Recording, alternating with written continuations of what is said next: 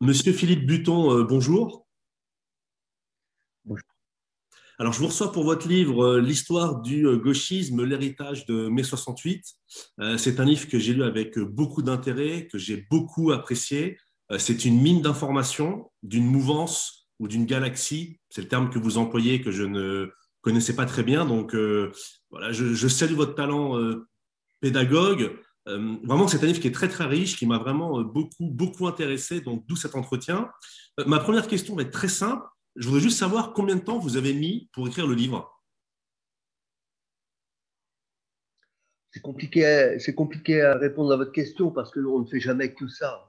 J'ai toujours des cours à faire, j'ai déjà fait des travaux sur plein de choses. Disons que j'ai commencé à vraiment travailler sur ce sujet, mais je n'avais pas que celui-là, il y a une dizaine d'années. Donc ça fait à peu près 10 ans de recherche et de réflexion.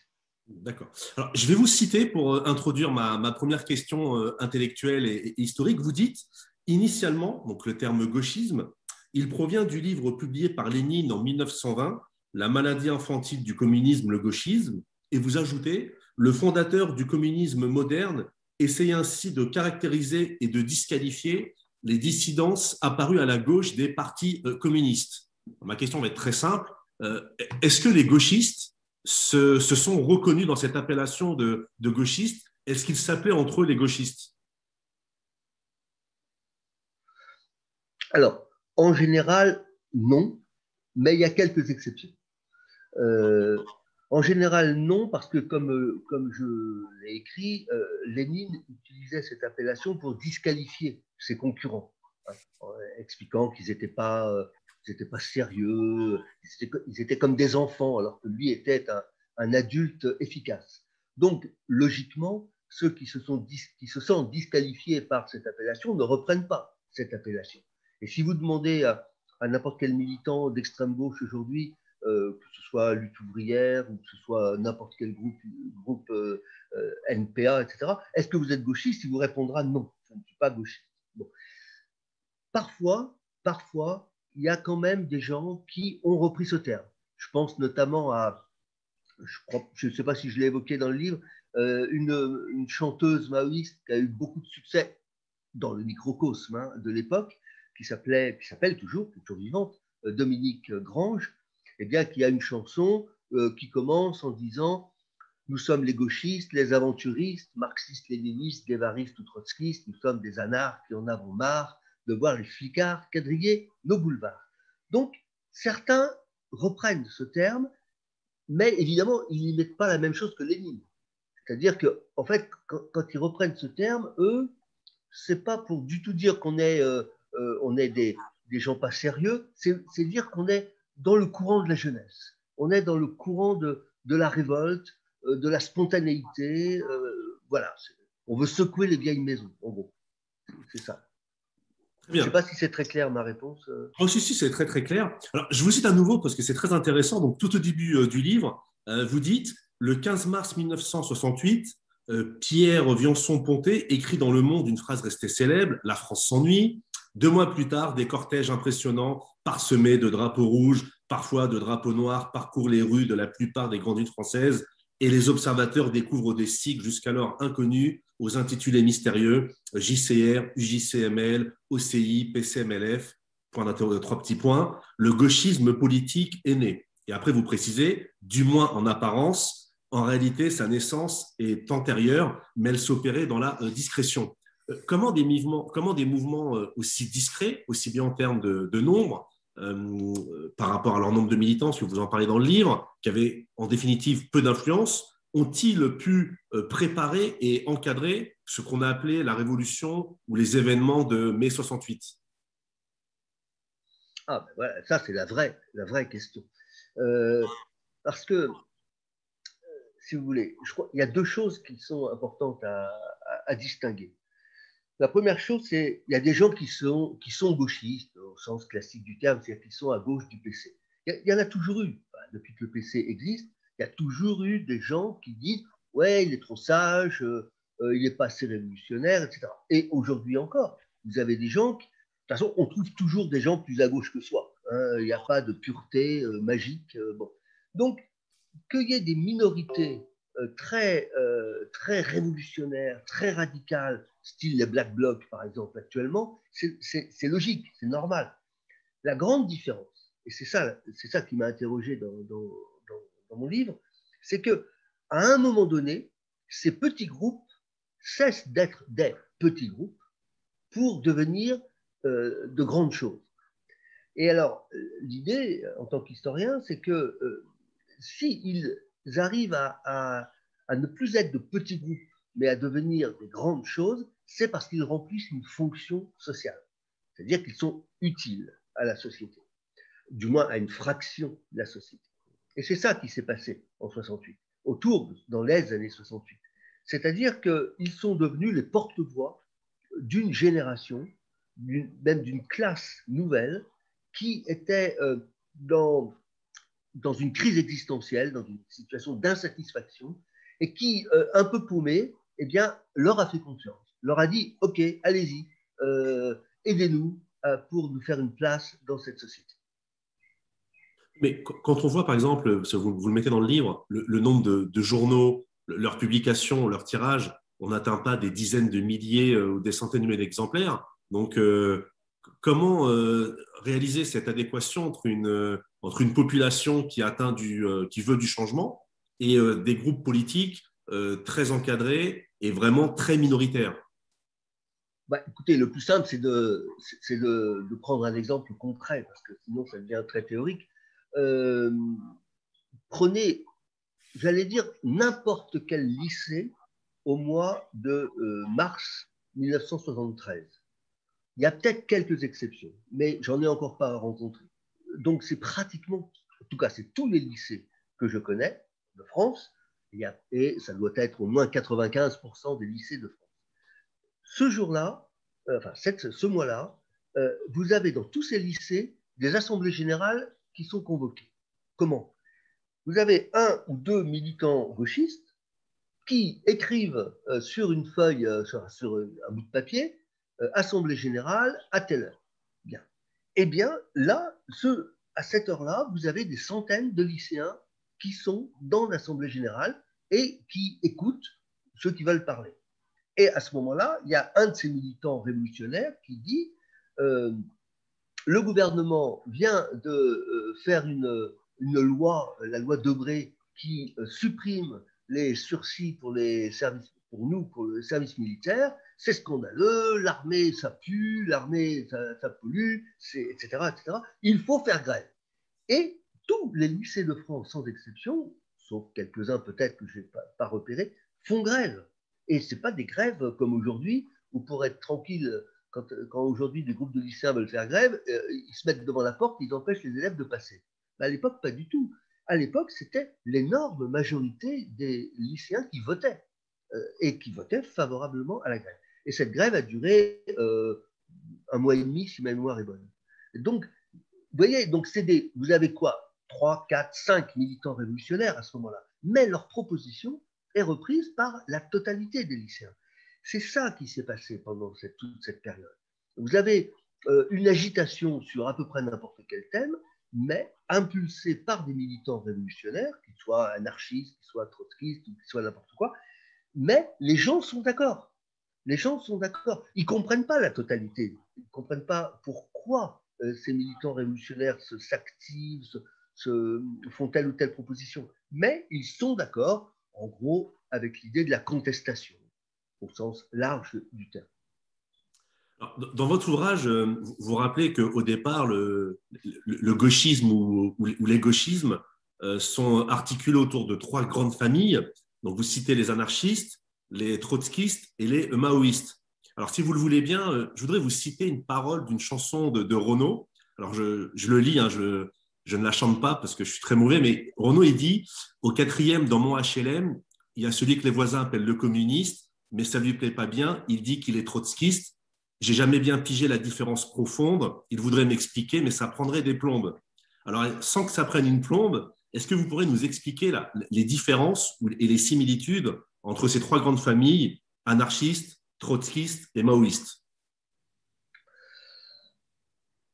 Alors, fondamentalement, il y a un point commun.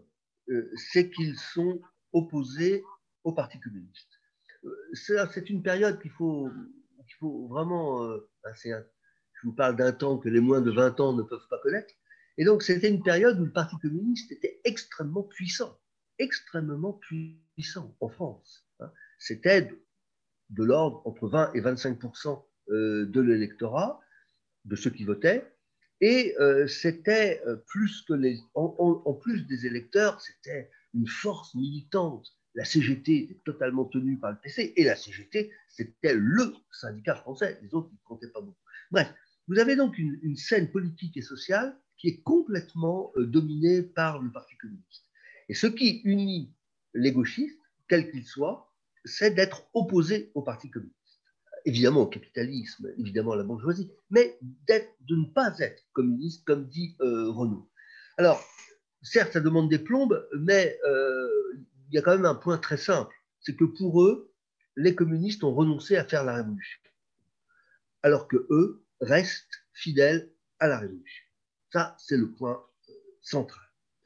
Alors, après, il faut rentrer dans les détails, mais je veux dire, c'est effectivement un peu long et compliqué. Enfin, j'ai l'habitude de répondre aux questions qu'on me pose, donc je vais répondre à votre question. Quelle est la différence? La principale question que se posent tous ces gauchistes, c'est comment allons-nous ne pas trahir? Si le Parti communiste a trahi, c'est ça leur analyse, le Parti communiste a cessé d'être révolutionnaire, l'Union soviétique n'est pas un pays heureux, pourquoi? Voilà la question. Et c'est là-dessus qu'ils se divisent, c'est sur le type de réponse. Alors, les anarchistes disent le Parti communiste a trahi, l'Union soviétique a trahi parce qu'elle a maintenu l'existence d'un État. Il faut donc supprimer tout État. Bon, ça, c'est l'opinion des anarchistes. Et puis, vous avez ceux qui se réclament, qui ne sont pas anarchistes, qui sont trotskistes ou maoïstes, qui sont en gros léninistes, mais pas comme le PC, qui disent non, on ne peut pas supprimer l'État tout de suite. On ne peut pas parce que on a toujours besoin d'une police, mais d'une autre police. On a toujours besoin de l'armée parce que la bourgeoisie est toujours là, etc., etc. Donc il faut maintenir un État, mais il faut que cet État ne dégénère pas. Il faut que cet État reste au service des travailleurs et ne devienne pas un instrument d'oppression comme en Union soviétique. Alors, là-dessus, il y a deux recettes différentes, celle des trotskistes et celle des maoïstes. Là, ça devient encore plus compliqué. En gros, du côté des trotskistes, l'idée est qu'il faut qu'il y ait une sorte de lutte politique permanente pour vérifier qu'on est toujours révolutionnaire et qu'il n'y a pas une bureaucratie qui s'installe. Bon, ça, c'est la réponse trotskiste. Il me semble que la réponse la plus crédible, ça ne veut pas dire qu'elle l'était en réalité, mais celle qui est perçue comme la plus crédible, c'est la réponse des maoïstes, pour une raison très simple, c'est qu'on croit, à cette époque-là, qu'ils ont démontré leur hypothèse de travail, c'est la révolution culturelle chinoise. C'est-à-dire que la révolution culturelle chinoise, ce sont des millions de lycéens, d'ouvriers qui se révoltent pour lutter pour plus d'égalité, pour lutter contre la bureaucratie, disent-ils, pour lutter pour plus de liberté, y compris contre le Parti communiste. Et donc l'idée des maoïstes, c'est l'idée que le parti doit être contrôlé par le peuple. Il faut que le peuple soit totalement organisé, en permanence organisé, et mobilisé systématiquement pour se dire qu'est-ce qu'on peut encore changer? Est-ce qu'on peut améliorer les relations? Voilà, tout ça c'est un fantasme, j'insiste là-dessus. Mais c'est un fantasme qui apparaissait véritablement crédible. Parce que qu'est-ce qu'on connaissait la révolution culturelle chinoise? Vous aviez quelques journalistes, mais enfin, tout ça restait un peu confus. Alors, comme je le dis, hein, et je l'ai dit en entretien, en début de cet entretien, j'ai vraiment beaucoup apprécié votre livre. C'est vraiment une mine d'or. C'est une information, enfin, il y a beaucoup d'informations, c'est très pédagogue. Mais malgré tout, il y a quelque chose qui est difficile à comprendre pour quelqu'un qui n'est pas issu de cette culture politique. C'est lorsqu'on étudie le gauchisme avec votre livre, et notamment qu'on comprend la deuxième partie du siècle dernier, il est difficile de s'y retrouver parce qu'il y a quand même beaucoup de groupes, de groupuscules. Donc ma question sera la suivante. Est-ce que le gauchisme, c'est aussi la culture de la scission et de la division? Oui, oui, bien sûr. Euh, vous savez, quand vous recherchez la pureté, vous trouvez toujours plus pur que vous. Donc, si vous n'avez pas de critères de vérification, par exemple le Parti communiste, il avait un critère de vérification très simple, c'était Moscou. C'est Moscou qui disait, parmi toutes les options possibles, voilà celle que je soutiens. Bon. Donc, si vous n'avez pas de critères de vérification, et il n'y en avait pas dans le gauchisme autour de 68, eh bien, vous avez toujours des gens qui disent non, toi tu te trompes là-dessus, non, non, toi tu ne suis pas d'accord, etc., etc. Et donc, on va se prendre le chou pour décortiquer telle ou telle phrase de Marx ou de Bakounine chez les Anards ou de Mao chez les maoïstes pour savoir lequel a raison. Vous êtes dans une vision très, très, très rhétorique, très théologique des choses, mais vous savez, il y a eu la même chose au XIXe siècle en Angleterre chez les protestants. Les protestants, c'est la même chose. Quand quand vous séparez d'une église dominante, du catholicisme en général, enfin en l'occurrence, eh bien, que vous essayez de penser une doctrine qui réponde à tous les besoins, eh ben, vous allez toujours trouver d'autres nuances différentes. Al-Qaïda n'a pas la même analyse du Coran que Daesh et il n'a pas non plus les mêmes analyses que les frères musulmans. Donc, la notion de quand vous recherchez la pureté, c'est une quête sans fin. Ce sur quoi je veux insister, c'est que ce n'est pas très important tout ça. C'est-à-dire que plus que les paroles, c'est la musique qui compte. Dans ces années 68, vous avez d'une part tous ces petits groupes gauchistes qui, bon, se querellent sur des choses incompréhensibles pour la quasi-totalité des gens, d'une part, mais vous avez surtout une atmosphère gauchiste. Vous avez surtout une masse de lycéens et d'étudiants qui ne comprennent pas grand-chose à toutes ces discussions théoriques, mais ce n'est pas le problème. Leur problème à eux, c'est de contester le pouvoir de la police, le pouvoir des profs d'université, le pouvoir des patrons, etc., etc. Vous voyez, c'est ça la force du gauchisme, c'est d'être devenu ce que j'appelle un gauchisme culturel, c'est-à-dire une sorte d'attitude, de réflexe, d'esprit contestataire, qui est extrêmement puissant. Là-dedans, vous avez les petits groupes d'extrême gauche qui se déchirent en développant les scissions, mais c'est pas ça qui procure la force.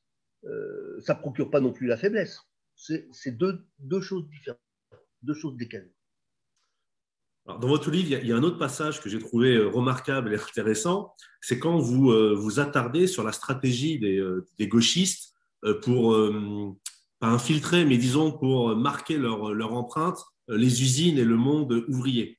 Et en fait, ma question est la suivante, c'est que avec le temps, est-ce que cette stratégie, elle a été pertinente? Parce que on s'aperçoit aujourd'hui que, comme vous le dites, le gauchisme a réussi un peu à se recycler, et on peut aujourd'hui se poser des questions sur le fait qu'aujourd'hui, la classe ouvrière, elle est quand même abandonnée par tous les partis politiques, y compris ceux de gauche ou les partis gauchistes. Donc, est-ce que vous pourriez revenir là-dessus? Donc, que je comprenne bien, vous voulez que je vous parle des relations et des résultats entre les gauchistes et la classe ouvrière, c'est ça.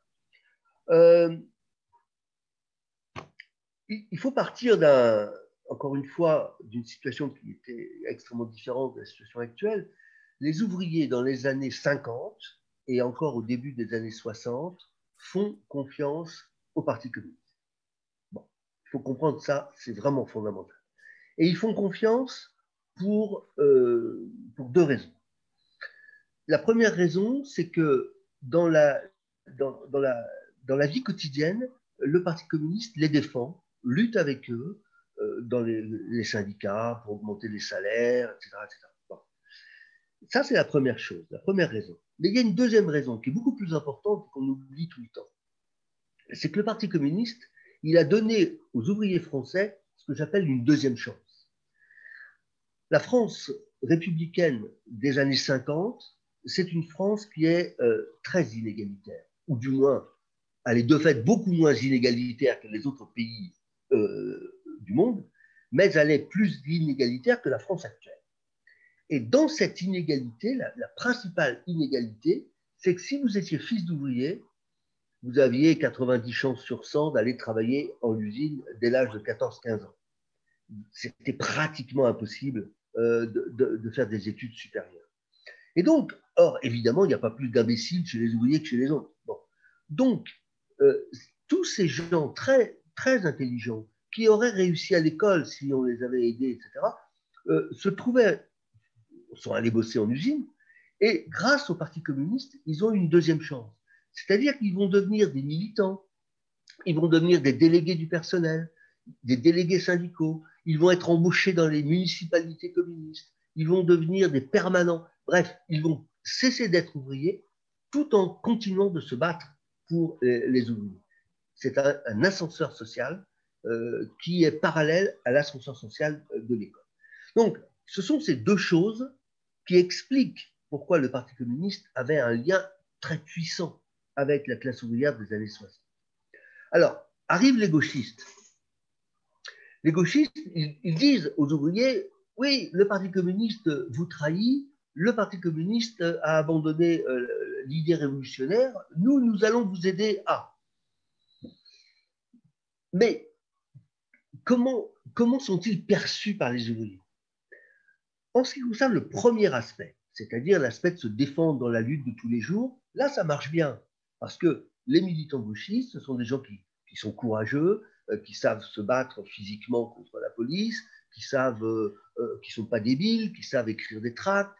Bref, donc les ouvriers acceptent fortement leur aide. Et jamais, sauf quand c'est le membre du parti communiste, mais sinon, les ouvriers normaux, si j'ose dire, lorsque les gauchistes venaient pour les aider, les choses se passaient très bien. Maintenant, il y a le deuxième aspect. Le deuxième aspect, c'est l'ascenseur social, la deuxième chance, si vous me suivez. Eh bien, qu'est-ce que les gauchistes avaient à proposer aux ouvriers pour cette deuxième chance? Rien du tout. Rien du tout. Parce que les gauchistes, c'est des étudiants. Quand ils recrutent un ouvrier, eh ben, ils le transforment en une sorte, comme eux, dans une sorte de militant professionnel, c'est-à-dire quelqu'un qui se couche à 3 heures du matin, qui se lève à 7 heures du matin, qui... je veux dire, ça ne marche pas. Vous ne pouvez pas vivre comme ça pendant très longtemps. Donc, les ouvriers les regardent, mais il y a une sympathie, mais il n'y a pas d'engagement de la part des ouvriers envers les gauchistes. Ils n'entrent pas dans les organisations gauchistes. Tout simplement parce que les gauchistes n'ont pas grand-chose à leur proposer. À une exception près, et qui est importante, c'est les travailleurs immigrés. Parce que les travailleurs immigrés, à ce moment-là, donc fondamentalement qui viennent d'Afrique du Nord, avant tout, avant tout algériens, mais pas seulement, et puis secondairement d'Afrique noire, mais relativement peu d'Afrique noire, surtout d'Afrique du Nord, ces travailleurs immigrés, eux, sont délaissés par le Parti communiste. Le Parti communiste ne leur offre rien à ce moment-là. Il y a une sorte de deal entre le Parti communiste et les directions d'entreprise qui est la classe ouvrière blanche, pour ethniciser les choses. Grâce à nous et grâce à vous, ils vont améliorer leurs conditions de travail, ils vont devenir des ouvriers qualifiés, ce qu'on appelle à l'époque des OP, des ouvriers professionnels. Mais vu qu'il faut bien faire tourner la chaîne, à l'époque, il n'y a pas d'automation, il y a très peu de travaux systématiquement qualifiés, c'est encore des chaînes avec des travaux débiles, répétitifs, etc. Eh bien, c'est les nouveaux ouvriers qu'on fait venir, du tiers-monde qui vont le faire. Et ces nouveaux ouvriers-là, le Parti communiste ne les encadre pas. Et les gauchistes vont jouer ce rôle. Et ils vont être capables d'encadrer beaucoup de grèves de travailleurs immigrés ou la lutte des foyers Sonacotra, par exemple. C'est les gauchistes qui vont encadrer toute cette lutte-là dans ces années-là, 60-70, et qui vont donner une voix à ces ouvriers. Alors, maintenant, vous me posez la question, qu'est-ce que ça a donné sur le long terme? Sur le long terme, si je parle de la classe ouvrière française traditionnelle, les gauchistes n'ont pas pénétré vraiment dans la classe ouvrière traditionnelle, sauf un peu lutte ouvrière sur le long terme. Ça, c'est le premier phénomène. Donc, ils sont restés très marginaux, sauf quelques exceptions. Le Parti communiste s'est écroulé, s'est complètement écroulé, parce que sa proposition de deuxième chance qu'il faisait pour les ouvriers, finalement, la société française leur a donné cette deuxième chance. C'est-à-dire que là, l'école a cessé d'exclure les ouvriers dès l'âge de 14 ans. L'école a intégré les ouvriers et désormais, 80% des gens vont au baccalauréat. Enfin, bref, il y a eu un phénomène d'ascension sociale sans le Parti communiste. Et donc, les ouvriers ont cessé de croire au Parti communiste parce qu'il ne servait plus à rien. D'autant que l'Union soviétique, on sait désormais ce qu'il en est, et c'est une réalité qui n'est vraiment pas terrible. Donc la classe ouvrière est restée un peu en déshérence dans cette situation. Et alors après, que s'est-il passé? Il y a un parti qui s'appelait à l'époque le Front National, et qui s'appelle aujourd'hui le Rassemblement National, qui a essayé de devenir le Parti communiste, le nouveau Parti communiste. C'est-à-dire que dans une certaine mesure, a essayé de se dire, moi, je vais structurer cette classe, me présenter comme le parti des pauvres, comme le parti des travailleurs français, blancs, pour les défendre. Pour l'instant, le résultat est très mitigé. Pour l'instant, la classe ouvrière, de fait, vote Front National, Rassemblement National. C'est le parti qui recueille le plus de voix chez les ouvriers. En revanche, le Front National n'a pas réussi à faire ce que le Parti communiste avait réussi à faire, à savoir cette deuxième chance massive grâce à des organisations périphériques, grâce à des syndicats, etc., etc., etc. Donc, pour l'instant, les ouvriers français, en majorité relative, votent pour le Rassemblement national, mais le Rassemblement national n'a pas structuré la classe ouvrière française en une nouvelle société. Et pour en venir à l'effondrement de la gauche et du Parti communiste ou du gauchisme au sens large du terme, leur effondrement ne vient-il pas aussi du fait que à la fois ils ont abandonné les fondamentaux qui étaient propres, c'est-à-dire qu'aujourd'hui le Parti communiste français, il défend plus trop les ouvriers français, il est plutôt dans une posture pro-immigration, etc. Et puis autre chose, c'est qu'aujourd'hui, moi-même qui suis pas communiste, ni gauchiste, ni marxiste, mais sur le long terme, quand on voit les combats de gauche, on peut se poser la question de leur réussite et de leur efficacité quand on voit un SMIC à 1200 et 1300 euros, quand on voit les profits boursiers, les parachutes boursiers. Donc, est-ce que l'échec des gauches en général, communisme, gauchisme, ne tient pas aussi au fait que politiquement, même s'il y a une prégnance culturelle, une pérennité intellectuelle et culturelle, que ce soit dans les médias, dans la musique ou d'un point de vue de sociétal, tout simplement. Il suffit de le voir avec toutes ces associations, Marche des fiertés et compagnie. Mais sur le plan politique, est-ce qu'on ne peut pas dire fondamentalement que les gauchistes et la gauche ont simplement échoué à défendre réellement le peuple et la classe ouvrière dont moi aussi je suis issu parce que mon papa, que je salue, est ouvrier et mes grands-parents étaient mineurs. Oui, le problème, c'est l'œuf et la poule. C'est qui commence. Ça, vous faites un constat, mais quelle est l'explication? Voilà la difficulté. C'est très compliqué. Si vous dites qu'ils ont échoué politiquement, vous avez deux réponses possibles. Vous pouvez dire qu'ils ont échoué parce que leur discours ne correspond pas à ce qu'il faudrait faire. Maintenant, qu'est-ce qu'il faudrait faire? J'en sais rien. Donc, vous pouvez dire c'est parce qu'ils ont abandonné les fondamentaux. Dans ce cas-là, vous avez vous-même un réflexe classique gauchiste, hein, c'est-à-dire que le gauchiste dit toujours oui, si vous n'êtes pas, c'est parce que vous n'êtes pas assez pur. Bon, c'est une hypothèse, mais je ne suis pas sûr qu'elle soit vraie. Si vous prenez les gens qui sont très purs, Lutte ouvrière est un parti très pur, qui n'a pas bougé d'un centimètre en termes de ligne politique depuis 1938, pratiquement. Oui. Est-ce que la pureté est le gage de la réussite? Non. Les choses sont beaucoup plus compliquées. Mon idée, c'est que la réussite, c'est lorsque vous remplissez une fonction sociale. C'est lorsque vous êtes utile à une fraction de la société. Aujourd'hui, effectivement, je suis d'accord avec vous, les propositions de gauche n'apparaissent pas utiles à une fraction significative de la société. Maintenant, pourquoi c'est au parti de gauche qu'il faut poser la question. Je n'ai pas la solution. Enfin, du moins, j'ai une solution en tant que citoyen. J'ai peut-être une hypothèse en tant que citoyen, mais en tant qu'historien, je n'ai rien à dire là-dessus. Vous en avez parlé très rapidement tout à l'heure, et dans votre livre, vous traitez ce sujet. J'aimerais avoir votre avis. Alors, même si la réponse est dans votre livre, l'idée, c'est de donner aux gens envie de lire votre livre. Le gauchiste violent, c'est un mythe ou une réalité? C'est une réalité. C'est une réalité. Les choses sont complexes parce que une fois l'aventure gauchiste terminée, les gauchistes, heureusement, sont toujours vivants, car en France, ça s'est terminé de façon pacifique. Bon. Et les gauchistes étant toujours vivants et ayant occupé beaucoup de postes dans les administrations et surtout dans les médias et à l'université, ils ont eu tendance à relativiser leur rapport à la violence. Ils ont eu tendance à dire oui, on était jeunes, un petit peu excessif, mais tout ça, c'était un peu du jeu. Bon, ça, je ne le crois pas. Je ne le crois pas, je crois qu'il y avait une.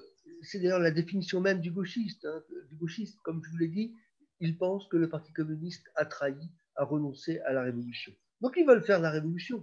C'est ce que dit Che Guevara. Le premier devoir d'un révolutionnaire, c'est de faire la révolution. Bon, il faut garder ça. Alors maintenant, ça veut dire quoi, révolution? C'est ça le gros problème. Dans toutes ces manifs d'après 68, le mot d'ordre le plus célèbre, c'était une seule solution, la révolution. Mais personne ne disait ce que ça voulait dire, la révolution. Ça peut. Vous avez par exemple des courants de chrétiens révolutionnaires pour lesquels, pas très développés en France, mais très développés aux États-Unis, pour lesquels la révolution, c'était une révolution spirituelle. Il fallait que tout le monde découvre dans l'amour du Christ l'égalité de tout le monde. Ok, bon, pour eux, c'était une révolution. Vous en avez d'autres qui disaient la révolution, c'est une fois qu'on a suffisamment transformé la société, on a changé de système de façon pacifique, mais puisqu'on a vraiment changé de système, c'est une révolution. C'est ce que disent les socialistes. C'est ce que dit Léon Blum. Il dit ça dès les années 30. Et puis, vous en avez d'autres. Prenez Emmanuel Macron. Le titre de son ouvrage, c'est Révolution.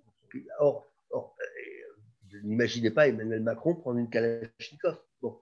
Donc, c'est quoi le mot révolution? Eh bien, pour les gauchistes, les vrais, les militants, hein, la révolution, ce n'est pas une métaphore. La révolution, c'est, comme le dit Mao, un acte de violence par lequel une classe renverse une autre. Autrement dit, c'est une révolution armée. Donc, alors après, pardon, vous avez plusieurs modèles possibles. Mais enfin, l'idée, c'est une révolution violente, armée, qui fera des morts. Le seul problème, c'est que même s'ils sont persuadés que la révolution va être violente, va faire des morts, ça reste dans l'imaginaire, tout ça. Parce que nous sommes dans une société où il n'y a plus de morts. Les seuls morts qui existent, c'est les accidents de la route, et qui sont banalisés. Et Vous imaginez, les attentats aussi, quand même. dans les années 60, Ah, deux années 60 ans. Ah oui, d'accord. à cette époque-là, il n'y en a pas, justement. Il n'y en a D'accord. pas. Et c'est précisément à partir du moment où il y aura des attentats que les choses vont complètement changer. Mais dans les années 60, il n'y a pas de morts. Les derniers morts, c'est la guerre d'Algérie, c'est 62. Hein, mais entre 62 et un moment dont on va parler, il n'y a pas de mort. Tout ça reste très, très rhétorique, l'idée de révolution. Et moi, je le vois très clairement chez les maoïstes en 72, qui construisent toute leur propagande, leur activité dans l'idée d'un affrontement armé. Et ils le disent dans leur texte interne. On veut avoir des martyrs. On va commencer, on va affronter la police, mais c'est la police qui doit tirer d'abord. On va créer des martyrs, et puis alors après, il y a la mythologie de la France de 1830-1848, avec le sang des martyrs, on va promener les cercueils et le peuple va se souvenir. C'est un peu ça l'idée. Eh bien, la première étape, ils y réussissent. Ils arrivent à Renault, c'est la campagne Renault de février 72, très dure, très violente, très. Et le chef des Mao réunit ses troupes et il dit il faut que ça saigne, il faut que ça saigne. Et ça va saigner, effectivement. Et Pierre Auvernais, un ouvrier d'une vingtaine d'années, est tué par un des vigiles de l'usine. Et là, Béni Lévy, qui est le chef des Mao, là, il a obtenu son martyr, il le recherchait, mais là, il est en vrai, et c'est un copain, il le connaît bien, il est en vrai, là, il est mort. Et là, Béni Lévy s'écroule en larmes. Le rêve s'est brisé. Le rêve, c'était l'idée d'une révolution violente sans violence, si vous voulez. Le rêve, c'était qu'on parlait d'une révolution qui allait avoir des morts, mais vous ne voyez pas ce que ça voulait dire. C'était très théorique. Bref. Et donc, là, il y a eu le drame, et les gens se rendent compte que, waouh, il est mort, et il est vraiment mort. Et donc, là, il y a une interrogation chez les gens, est-ce que c'est ça qu'on veut ou pas? Et ils sont aperçus que non, c'est pas ça qu'ils voulaient. Merci. Alors, j'ai toujours été étonné que le libéralisme, d'un point de vue philosophique et politique, soit classé à droite, car de mon point de vue, enfin même pour moi, intrinsèquement, il est fondamentalement de gauche, étant donné que c'est une philosophie de l'avoir plus qu'une philosophie essentialiste. Mais ce qu'on constate avec le gauchisme, c'est que sur le temps long, le gauchisme, en réalité, en définitive, a permis la victoire à la fois du libéralisme sur le plan économique et également la victoire du libertarisme sur le plan social et sociétal. Alors, est-ce que le gauchisme, dans sa matrice, c'était prévisible ou au contraire, c'est un paradoxe ou une incohérence de l'histoire ou c'est la suite logique du gauchisme? D'abord, vous avez très bien résumé le devenir du gauchisme et je vous remercie. Alors, est-ce que c'est un paradoxe? C'est difficile à expliquer. Vous connaissez la célèbre phrase de Raymond Aron reprenant la phrase de Marx, les hommes font l'histoire, mais ils ne savent pas l'histoire qu'ils font. Bon. Le libéralisme, c'est une idée de gauche. Le libéralisme, c'est mettre la liberté au poste de commandement. Et en France, le libéralisme, ça vient de la Révolution française. C'est au lieu d'obéir au roi dont la puissance émane de Dieu, j'obéis aux hommes dont la puissance émane de leur liberté. Donc, la liberté, c'est une idée de gauche. Mais il faut la prendre dans toutes ses dimensions. Le libéralisme, ce n'est pas seulement un libéralisme économique, c'est un libéralisme philosophique, c'est un libéralisme religieux, c'est un libéralisme culturel, etc. C'est la liberté au poste de commandement.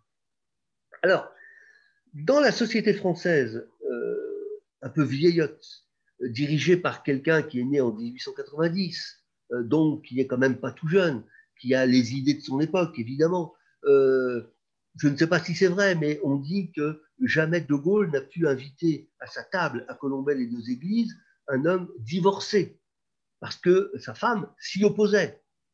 Vous imaginez. Alors, je ne sais pas si c'est vrai, mais le fait même que tout le monde pense que c'est vrai, cette anecdote témoigne d'une véritable problème culturel. Quoi. Bon.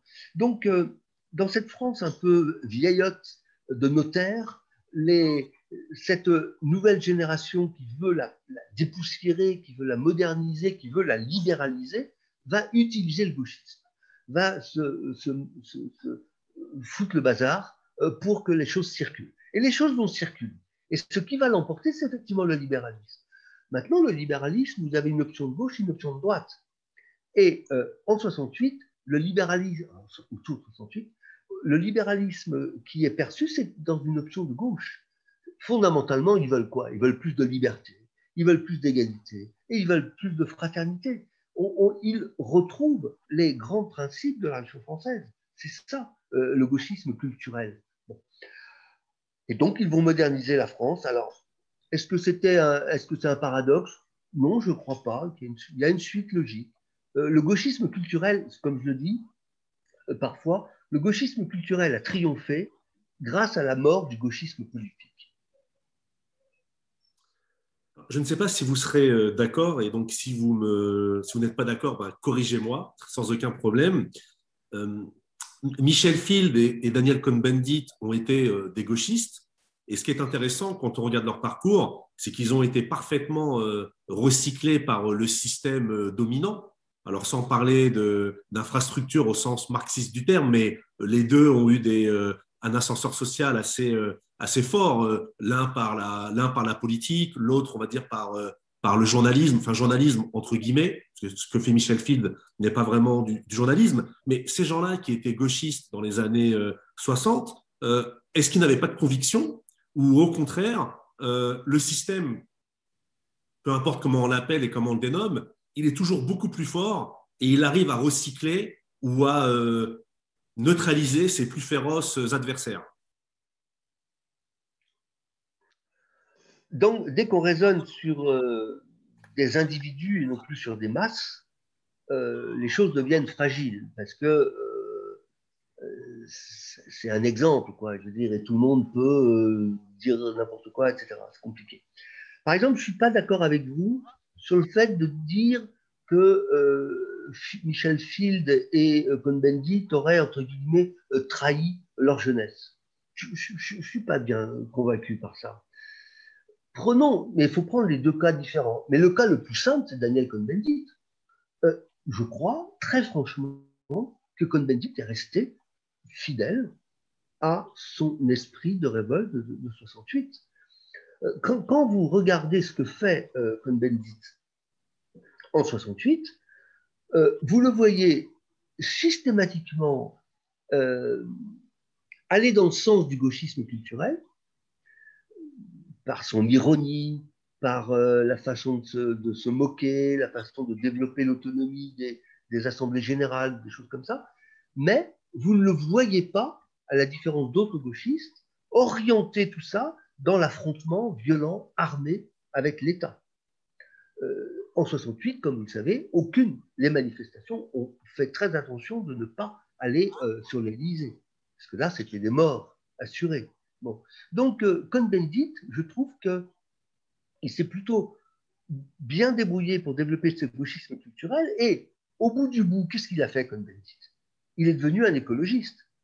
Or, l'écologie, pour moi, c'est l'enfant légitime du gauchisme culturel à partir du moment où il a dénoncé le gauchisme politique. Donc, je pense que Cohn-Bendit est tout à fait fidèle à ce qu'il a fait en 68. Pour Michel Field, c'est différent.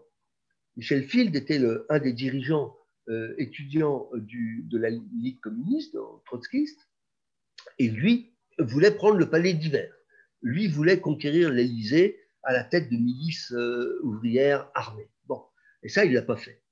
Maintenant, Field était un étudiant comme tous les autres à ce moment-là, donc en révolte. Il était très trotskiste, très bien structuré, très bien éduqué, extrêmement intelligent, très brillant. Bon. Et puis, il arrête de croire. Il arrête de croire à la révolution. Bon. Mais enfin, il reste brillant, cultivé, extrêmement manœuvrier et très fort dans ce domaine-là, comme la plupart des trotskistes. Et donc, qu'est-ce qu'il peut faire? Moi, ce que je vois, c'est deux choses. C'est la société qui dit, c'est des gens qui sont quand même très doués, ces gauchistes. Ils ont été capables, Field, moi je l'ai vu, je le connaissais à cette époque-là, je l'ai vu conquérir des assemblées générales de lycéens, c'était extrêmement impressionnant. Il était d'une intelligence tactique extraordinaire. Bon. Et je l'ai vu aussi animer des réunions internes de la Ligue, où là, sur un registre totalement différent, il était capable, là aussi, de structurer. Bon, bref, c'est quelqu'un de très doué dans son domaine. La société dit, eh bien, utilisons ses capacités. Bon, donc elle offre une porte de sortie aux gauchistes. C'est la différence avec l'Italie, par exemple. En Italie, il y a très peu de portes de sortie offertes aux gauchistes, parce que les gauchistes italiens, c'est des ouvriers. Et donc, la société n'a pas grand-chose à leur offrir, sauf de redevenir ouvrier. Ce n'est pas très, très excitant. Là, on leur dit, voilà, on vous offre TF1, on vous offre une réussite sociale. Donc, du côté de la société, on voit très bien l'intérêt. Du côté maintenant de Field ou d'autres, qu'est-ce qu'ils peuvent faire? Puisqu'ils pensent que la révolution, ce n'est pas possible, ou ce n'est pas souhaitable, ou c'est pas, etc., etc. Qu'est-ce qu'ils peuvent faire? Ils peuvent se dire, bon, il faut bien vivre. Je vais essayer de vivre en respectant le mieux possible mes idéaux de départ, de liberté, d'égalité. Alors, est-ce que Field a trahi ses idéaux de départ? Non pas ses idéaux révolutionnaires, mais ses idéaux d'égalité, de liberté. Là, chacun, je ne le connais pas, je l'ai jamais revu depuis, et chacun aura son opinion là-dessus. Mais c'est ça qui me semble important. Vous voyez, je vous donne un exemple. J'ai rencontré un gars de la gauche prolétarienne qui est devenu professeur d'université. Bon. À première vue, c'est un professeur d'université comme les autres. Et il me dit, je lui dis, mais qu'est-ce qui est resté de tout ça? Et il me répond, moi, ce qui est resté, c'est que ma porte est toujours ouverte. Alors, par-delà la métaphore, c'est pas une métaphore, c'est vrai, mais ce qu'il veut dire par là, c'est qu'il est devenu un professeur d'université qui n'est pas un mandarin, qui n'est pas autoritaire, qui est quelqu'un qui se veut bienveillant avec ses étudiants, qui veut les aider. Et donc, pour lui, ce nouveau rapport avec son travail, c'est la façon de rester fidèle à son esprit contestataire de 68. Et je pense qu'il n'a pas trahi. Alors évidemment, il ne croit plus à la révolution culturelle chinoise, il ne croit plus qu'il va faire la longue marche dans le Massif central avec 3 Kalachnikovs derrière le dos, et tant mieux, mais il se pose la question de rester fidèle à des aspirations de liberté. Très bien, merci pour cette vraiment très, très intéressante réponse. Rapidement, parce que le temps tourne, j'ai encore 3-4 questions. Vous avez dit à l'instant que l'écologie était un des enfants légitimes du gauchisme. Est-ce que vous diriez pareil du féminisme? Encore plus, encore plus. S'il y a un enfant légitime du féminisme, c'est vraiment le gauchisme. Fondamentalement parce que le gauchisme culturel, c'est liberté plus égalité. Or, les femmes, avant 68, et même après 68, n'étaient ni libres comme les hommes, ni égales comme les hommes. Donc, il y avait un véritable combat à mener. Sauf que les gauchistes politiques ne menaient pas ce combat. Car pour eux, ça semblait secondaire. Bien sûr qu'ils étaient pour la liberté des femmes, mais la révolution s'en occuperait. Et puis, le gros problème qu'ils avaient, c'est que là où les relations étaient les plus inégalitaires entre les hommes et les femmes, c'était au sein de la classe ouvrière, comparé aux étudiants. Et donc, c'est très compliqué, parce que vous êtes persuadé que pour faire la révolution, il faut que vous soyez soutenu par les ouvriers. Or, le partage des tâches à l'époque dans les couples ouvriers n'était vraiment pas égalitaire.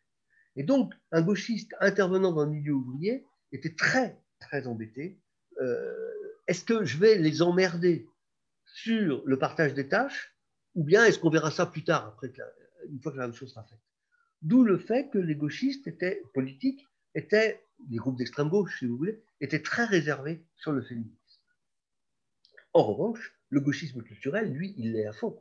Et donc, on voit très bien que, par exemple, le Torchon Brûle, qui est le premier journal féministe de ces années-là, le Torchon Brûle est fait par des militants trotskistes et maoïstes qui ont cessé d'être des militants trotskistes et maoïstes. Parce qu'ils constatent que leur organisation ne résout pas les problèmes des femmes. Et donc, ils vont se dire, c'est à nous de les résoudre. Alors, j'ai encore 3 questions. il y a une expression que j'entends souvent dans les médias qui me... Bon, j'aimerais avoir votre avis, parce que c'est vous le spécialiste, c'est l'expression d'islamo-gauchisme. Est-ce que cette expression veut vraiment dire quelque chose ou pas? Ou c'est juste une appellation politique pour décrédibiliser l'adversaire comme fasciste ou nazi, ou au contraire, elle a un réel fondement politique et culturel? Les deux, mon capitaine. C'est-à-dire que elle peut être utilisée pour disqualifier des gens qui ne sont pas islamo-gauchistes. Bon, comme le fascisme, vous pouvez traiter de fasciste quiconque n'est pas d'accord avec vous. Bon. Mais d'un autre côté, les fascistes, ça existe, et d'un autre côté, l'islamo-gauchisme existe. Mais il est évidemment un courant très limité. Qu'est-ce que l'islamo-gauchisme? C'est, pour aller vite, les gens qui, dans leur volonté anticapitaliste, recherchent les plus exploités des exploités. Dans leur perception à eux, les plus exploités des plus exploités se trouvent être soit les travailleurs immigrés, soit les descendants des travailleurs immigrés. Mais au lieu de les définir comme les gauchistes des années 70 par leur situation d'origine nationale, ils les définissent par une origine, une identité religieuse. Et là c'est un véritable problème qui fait que ce n'est plus l'approche du gauchisme des années 70. Autrement dit, aujourd'hui, lorsque des gens parlent d'islamophobie, lutte contre l'islamophobie, dans les années 70, les gauchistes luttaient, et c'était les premiers à lutter, contre le racisme anti-arabe. Ce n'est pas du tout la même chose, le racisme anti-arabe et l'islamophobie. Donc, pour résumer, l'islamo-gauchisme, c'est ceux qui, perçoivent la lutte de classe par le prisme de la lutte des races, et deux, perçoivent les identités par le biais de la question religieuse. Je ne sais pas si vous êtes au courant, mais il y a 2 jours, il y a un candidat au régional qui a qualifié une autre candidate, peu importe qui c'est, mais en Île-de-France, il l'a qualifiée d'islamo-droitisme. Est-ce que ça vous parle ou pas du tout? Je ne suis pas au courant de... C'est Jordan Bardella qui a qualifié Valérie Pécresse d'islamo-droitisme. Alors, j'imagine, je ne suis pas au courant, j'imagine qu'il voulait dire que c'est des droites qui défendent les travailleurs, les gens d'origine arabe au lieu de défendre les gens, les Français de souche, j'imagine que c'est un peu ça. Bah oui, parce que le Rassemblement national est comme colonne vertébrale une approche non seulement racialisée, mais une approche raciste des choses. Oui, hélas, on le sait. Le seul point commun véritablement la colonne vertébrale du Rassemblement national, c'est le racisme. Bien. Alors, problème, et heureusement, en France, il n'est pas autorisé d'exprimer des opinions racistes depuis 1945. Donc, vous avez tout un discours de double sens, de sous-entendu, etc., qui fait que officiellement le Rassemblement national ne l'est pas. Mais c'est la colonne idéologique, la colonne vertébrale, non seulement de son idéologie, mais surtout de sa culture, de ses réflexes. Et donc, que Bardella ait dit ça n'est pas très étonnant. J'ai une avant-dernière question avant ma dernière question. Vous avez écrit donc l'histoire du gauchisme, et c'est vrai que dans le jeu politique, on oppose souvent gauche et droite, bonnet blanc, blanc bonnet. Donc le gauchisme a une signification, on l'a bien compris, hein, gauchisme politique, gauchisme culturel. Mais à votre avis, est-ce qu'il existe un droitisme politique ou un droitisme culturel? Oui, bien sûr. Bien sûr. L'extrême droite existe. Maintenant, ça devient très compliqué. Si on essaye de faire une analogie, ça serait de dire que le droitisme politique serait le Rassemblement national et le droitisme culturel serait la diffusion dans la société française de ce noyau dur du droitisme, mais dans ce cas-là, c'est le racisme. à mon avis, parce que c'est ça qui structure. Alors, ma dernière question, donc, vous avez une conclusion qui est très intéressante à la fois sur le plan intellectuel et historique, et également personnel, parce que vous livrez. Je voudrais vous citer, si ça ne vous dérange pas, vous dites: il est ainsi difficile pour un ancien militant de reconnaître qu'on a soutenu le négationnisme stalinien, le totalitarisme chinois, le génocide cambodgien et le premier islamisme iranien. Et beaucoup peuvent vous reprocher avec raison d'avoir les mains sales, mais la plupart de ceux qui vous ont fait ces reproches n'ont pas de main, n'ayant rien fait. Or, il y avait beaucoup de choses à faire dans la France des années 1968. Deux questions. Est-ce que vous regrettez votre parcours, vos engagements? Et surtout, qu'est-ce qu'il y avait à faire dans la France de 1968? Est-ce que vous pouvez me l'expliquer à moi, qui suis né qu'en 1981? Alors, est-ce que je regrette? Non. Non. Je regrette pas pour deux raisons. Ben, la première, c'est comme c'est la réponse à votre deuxième question, c'est qu'il y avait beaucoup de choses à faire dans les années 68, car la France était quand même extrêmement poussiéreuse. Quand même, imaginez que Charlie Hebdo, Harakiri Hebdo, l'ancêtre de Charlie Hebdo, a été interdit de fait parce qu'il s'était moqué de la mort du général de Gaulle. Donc vous étiez dans une société encore très pesante. Quand on était au lycée, il y avait une discipline extrêmement pesante, très, très dure.